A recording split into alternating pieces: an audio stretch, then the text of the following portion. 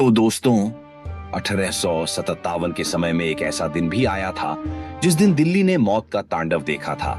11 मई 1857 को सोमवार था। रमजान का 16वां दिन और दिल्ली में चारों तरफ लाशें ही लाशें थीं। और सुबह के 7 बजे बादशाह बहादुर शाह जहां लाल किले में नदी के सामने के तस्बीह खाने में सुबह की नमाज पढ़ चुके थे। तभी उन्हें यमुना पुल के पास टोल हाउस से धुआं उठता दिखाई दिया।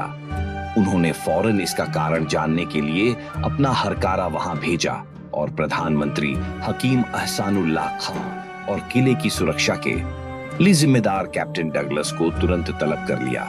हरकारे ने आकर बताया कि अंग्रेजी सेना की वर्दी में कुछ भारतीय सवार नंगी तलवारों के साथ यमुना पुल पार कर चुके हैं और उन्होंने नदी के पूर्वी किनारे पर बने टोल हाउस में आग लगाकर उसे लूट लिया है। बादशाह को संदेश ये सुनते ही बादशाह ने शहर और किले के सारे दरवाजे बंद करने का हुक्म दिया। लेकिन इस सब के बावजूद 4 बजे के आसपास इन बागियों के नेता ने बादशाह को संदेश भिजवाया कि वो उनसे मिलना चाहते हैं। वो दीवाने एक खास के अहाते में जमा हो गए और हवा में अपनी बंदूकें और पिस्तौलें दागने लगे। दिल्ली के उस समय के रईस अब्दुल लतीफ ने 11 मई 1857 के अपने रोजनामचे में लिखा, बादशाह की हालत वही थी जो शतरंज की बिसात पर शह दिए जाने के बाद बादशाह की होती है। बहुत देर चुप रहने के बाद बहादुर शाह जफर ने कहा, मेरे जैस बुजुर्ग आदमी की इतनी बेइज्जती क्यों की जा रही है?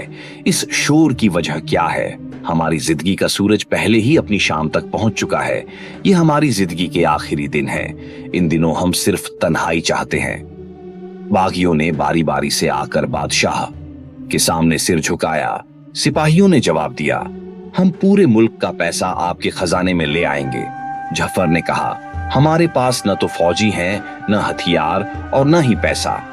उन्होंने कहा, हमें सिर्फ आपकी रहमत चाहिए, हम आपके लिए सब कुछ ले आएंगे। जफर थोड़ी देर चुप रहे। फौरन फैसला न ले पाना उनकी शख्सियत का सबसे बड़ा नुक्स था। लेकिन उस दिन जफर ने फैसला लेने में देर नहीं की और हां कर दी। कुछ सिपाहियों ने किले के कुछ कमरों को अपनी रिहाइश गाह बना लिया और कुछ ने तो दीवाने आम में अपने बिस्तर बिछा दिए। चांदी का सिंहासन और नए सिक्का बादशाह न तो इतने बड़े लश्कर को काबू में रख सकते थे और न ही उनका इंतजाम कर सकते थे। लिहाजा वो खुद लश्कर के काबू में आ गए। अगले दिन बादशाह ने अपना बेहतरीन लिबास पहना। एक पुराने चांदी के सिंहासन को झाड़ पोंछ कर बाहर निकाला गया। उन्होंने कुछ सैनिक अफसरों और रईसों को बादशाह की तरफ से खिताब दिए। बादशाह के नाम से सिक्के ढाले जाने लगे और फिर एक बड़ी तोप के दागे जाने की आवाज सुनाई पड़ी। कारतूसों में गाय और सुअर की चर्बी थी। बगावत का मुख्य कारण इस विद्रोह की शुरुआत हुई थी 10 मई 1857 को मेरठ से, जब बंगाल लांसर के कुछ सिपाहियों ने बगावत कर दिल्ली की तरफ कूच किया था। 1857 की घटनाओं पर खासा काम कर चुकी मशहूर इतिहासकार राणा सफवी बताती हैं, उस जमाने में इनफील्ड राइफलें आई थीं, जिनके कारतूसों को दांत से काटकर उनमें लगाना पड़ता था। उन दिनों ये अफवाह फैल गई थी कि इनमें गाय और सुअर की चर्बी लगाई गई है। लिहाजा मुसलमान भी उन्हें छूने से कतरा रहे थे और हिंदू भी। लेकिन इसके अलावा और भी कारण थे जिससे सैनिकों में असंतोष पनप रहा था। इन लोगों को लड़ाई के लिए विदेशों में यानी समुद्र पार भेजा रहा था। ब्राह्मणों में मान्यता थी कि अगर उन्होंने किसी समुद्र को पार कर लिया तो उनका धर्म खत्म हो जाता है। इनको प्रमोशन नहीं मिलते थे और भारतीय सैनिक सूबेदार के पद से ऊपर जा नहीं सकते थे। इन भारतीय सैनिकों ने अपने ब्रिटिश अफसरों को मार दिया और 44 मील दूर दिल्ली की तरफ बढ़ गए। दिल्ली के लोगों ने किया ठंडा स्वागत। शुरू में दिल्ली वासियों ने बाहें फैलाकर इन बागियों का स्वागत नहीं किया, बल्कि कुछ हलकों में और यहां तक कि बहादुर शाह के नजदीकी लोगों ने इसका विरोध भी किया। ये बागी बादशाह के सामने भी पर्याप्त सम्मान से पेश नहीं आते थे और बात बात पर दरबार के कायदे कानूनों को तोड़ते थे। दरबार के लोगों को आपत्ति थी कि वो दरबार में घुसने से पहले अपने जूते नहीं उतारते थे और बादशाह के सामने भी हथियार लेकर चलते थे। जाने माने इतिहासकार और मशहूर पुस्तक बिसीज्ड 1857 वॉइसेस फ्रॉम दिल्ली के लेखक महमूद फारूकी बताते हैं, दिल्ली के लोग बहुत नाराज थे, लेकिन इसका यह मतलब नहीं था कि वो अंग्रेजों के खिलाफ लड़ाई में भाग लेना नहीं चाहते थे। लेकिन अंग्रेजों के खिलाफ लड़ाई हर कोई अपने हिसाब से लड़ना चाहता थे। वो हरगिज नहीं चाहता था कि अंग्रेजों के खिलाफ लड़ाई में 40 था। वो हरगिज नहीं चाहता था कि अंग्रेजों के खिलाफ लड़ाई में 40 सिपाही आपके घर के ऊपर आकर बैठ जाएं। जब महात्मा गांधी और भगत सिंह के जमाने में भी आजादी की लड़ाई लड़ी जा रही थी, तब भी लोग ये नहीं चाहते थे कि उनके घर पर कोई आंच आ जाए या पुलिस उनके घर आ धमके। ये बात 1857 पर भी लागू होती थी। अब हम आपको बताएंगे जब 56 अंग्रेज औरतों और बच्चों का कत्ल। तो दोस्तों, 12 मई की सुबह तक दिल्ली अंग्रेजों से पूरी तरह खाली हो चुकी थी, लेकिन कुछ अंग्रेज महिलाओं ने किले के बावर्ची खाने के पास कुछ कमरों में शरण ली थी। बागियों ने बादशाह के विरोध के बावजूद उन सबको कत्ल कर दिया। राणा सफवी बताती हैं, जब इन्होंने हमला किया था तो काफी अंग्रेज तो शहर छोड़कर भाग गए थे, लेकिन अंग्रेजों और औरतों ने किले के अंदर आकर एक भवन में पनाह ली थी। इन 56 लोगों को, जिनमें ज्यादातर औरतें और बच्चे थे, इन बागियों ने बहुत बेरहमी से मारा। जब बाद में बहादुर शाह जफर के खिलाफ मुकदमा चला तो उनके खिलाफ सबसे बड़ा इल्जाम यही था कि उन्होंने ही इन औरतों को मरवाया। हालांकि अगर आप ज़हीर दहलवी की किताब पढ़ें तो कई प्रत्यक्षदर्शियों ने बताया है कि बादशाह ने उन्हें बहुत समझाने की कोशिश की थी कि ये किसी भी मजहब में नहीं लिखा है कि तुम मासूमों को मारो।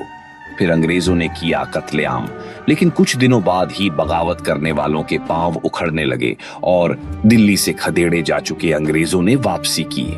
अंबाला से आए सैनिकों ने बाजी पलट दी और अंग्रेज एक बार फिर दिल्ली में दाखिल हो गए। अंग्रेजों ने यहाँ कत्लेआम किया और सिर्फ एक मोहल्ले कच्चा चलाम में 1400 लोग मार डाले गए।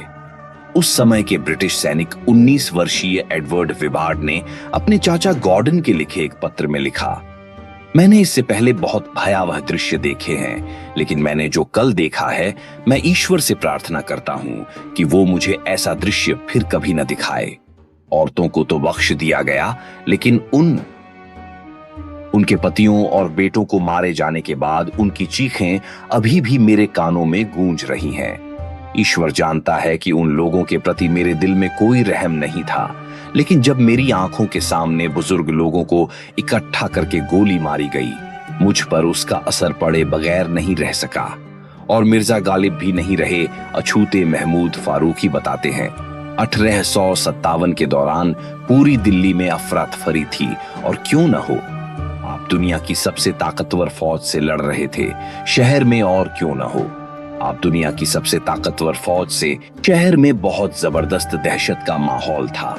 लेकिन 1857 में दिल्ली में दोबारा घुसने के बाद जिस तरह से अंग्रेजों ने शहरियों का दमन किया गया, उसकी मिसाल कहीं नहीं मिलती, और शहर के सभी लोगों को दिल्ली से बाहर कर दिया गया और पूरे 6 महीने तक वो खुले में बरसात और जाड़े में रहे। करीब करीब सबके घर लूट लिए गए। उस समय दिल्ली में रह रहे मिर्जा गालिब इस सबसे इतने आतंकित हुए कि उन्होंने 1857 के बाद से अपनी जिंदगी के बाकी के 12 सालों में कुल 11 गजलें लिखी हैं, यानी 1 साल की एक गजल भी निकलती। ये कहना शायद गलत नहीं होगा कि शायर मिर्जा गालिब और उनके साथ के दूसरे शायर 1857 के गदर में खत्म हो गए। तो दोस्तों, अब हम आपको बताएंगे बहादुर शाह जफर का आत्मसमर्पण। जब अंग्रेज दिल्ली में दाखिल हो गए तो बहादुर शाह जफर लाल किले के पिछवाड़े से पालकी पर बैठकर पहले निजामुद्दीन की मजार पर गए और फिर वहां से हुमायूं के मकबरे पर। वहां पर 18 सितंबर 1857 को कैप्टन विलियम हॉडसन ने उन्हें गिरफ्तार किया। बाद में सीबी साउंडर्स को लिखे पत्र में उन्होंने इसका जिक्र करते हुए लिखा, बादशाह जफर मिर्जा इलाही बख्श और एक मौलवी के साथ एक पालकी पर बैठकर बाहर आए। उनके पीछे बेगम अपने बेटे मिर्जा जवान बख्त और पिता मिर्जा कुली खां के साथ बाहर निकली। फिर उन दोनों की पालकियां रुक गईं। और बादशाह ने संदेश भिजवाया कि वो मेरे मुंह से सुनना चाहते हैं कि उनकी जान बख्श दी जाएगी। मैं अपने घोड़े से उतरा और मैंने बादशाह और बेगम को आश्वस्त किया कि हम आपकी जिंदगी की गारंटी देते हैं, बशर्ते आपको बचाने की कोई कोशिश न की जाए। मैंने उनसे ये भी कहा कि उनकी बेइज्जती नहीं की जाएगी और उनके सम्मान को बरकरार रख जाएगा। बहादुर शाह के 3 बेटों का कत्ल, बहादुर शाह जफर की जान तो बख्श दी गई, लेकिन उनके 3 बेटों मिर्जा मुगल, खिज सुल्तान और अबू बकर को पॉइंट ब्लैंक रेंज से गोली से उड़ा दिया गया, वो भी उस समय जब उन्होंने हथियार डाल दिए थे। विलियम हॉडसन ने अपनी बहन को पत्र में लिखा, मैं स्वभाव से निर्दयी नहीं हूं, लेकिन मैं मानता हूं इन कमबख्त लोगों को धरती से छुटकारा दिलाकर मुझे बहुत आनंद की अनुभूति हुई। बादशाह को लाल किले की एक कोठरी में एक साधारण कैदी की तरह रखा गया। जॉर्ज कैंपबेल ने अपनी किताब memoirs of my Indian sir George Campbell ने अपनी किताब memoirs of my Indian career में लिखा, बादशाह को इस तरह रखा गया जैसे पिंजड़े में जानवर को रखा जाता है। बादशाह जफर के आखिरी दिन उस समय वहां तैनात लेफ्टिनेंट चार्ल्स ग्रिफिथ्स ने भी अपनी किताब सीज ऑफ दिल्ली में लिखा, मुगल बादशाहत का आखिरी नुमाइंदा एक साधारण सी चारपाई पर बैठा हुआ था। उनकी लंबी सफेद दाढ़ी थी जो उनकी कमर को छू रही थी। उन्होंने सफेद रंग के कपड़े और उसी रंग का साफा पहन रखा था। उनके वो अर्दली खड़े थे जो मोर के पंख से बने पंखे से उनके ऊपर हवा कर रहे थे। उनके मुंह से एक शब्द भी नहीं निकला। उनकी आंखें जमीन पर गड़ी हुई थीं। बादशाह से 3 फीट की दूरी पर एक ब्रिटिश अफसर बैठा हुआ था और उसके दोनों तरफ संगीन लिए हुए अंग्रेज संतरी खड़े हुए थे। उनको आदेश थे कि अगर बादशाह को बचाने की कोशिश की जाए तो वो उन्हें तुरंत अपने हाथों से मार दें। जानवरों की तरह कोठरी में रखा गया बहादुर शाह जफर की इतनी बेइज्जती हुई कि लाल किले में उन्हें देखने अंग्रेजों के समूह आते थे। वैसे उनकी कोठरी में आकर देखते थे कि बहादुर शाह जफर कैसे लगते हैं।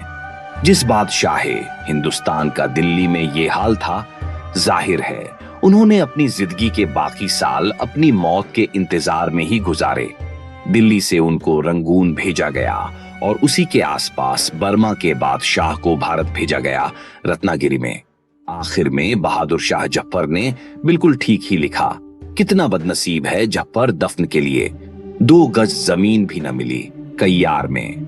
बादशाह की मौत 7 नवंबर 1862 को रंगून के एक जेल नुमा घर में 27 साल के एक बुजुर्ग की लाश को कुछ ब्रिटिश सैनिक कंधा देकर जेल के ही प्रांगण में पहले से ही खोई गई एक कब्र के पास ले गए।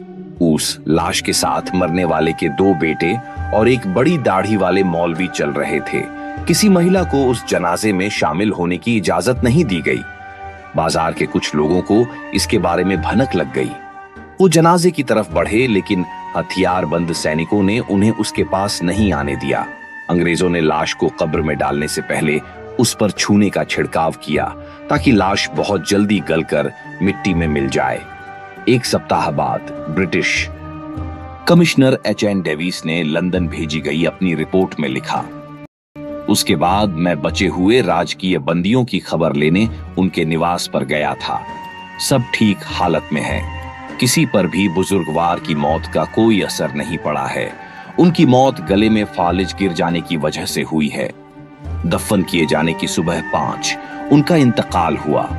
उनकी कब्र के चारों तरफ बांस की एक बाढ़ बना दी गई है। जब तक ये बाढ़ नष्ट होगी, वहां पर घास निकलकर उस पूरे इलाके को ढक लेगी और किसी को ये पता नहीं चल पाएगा कि यहाँ पर मुगलों का आखिरी बादशाह दफन है। इस वीडियो में दी गई हर जानकारी सोशल मीडिया और विकिपीडिया से ली गई है।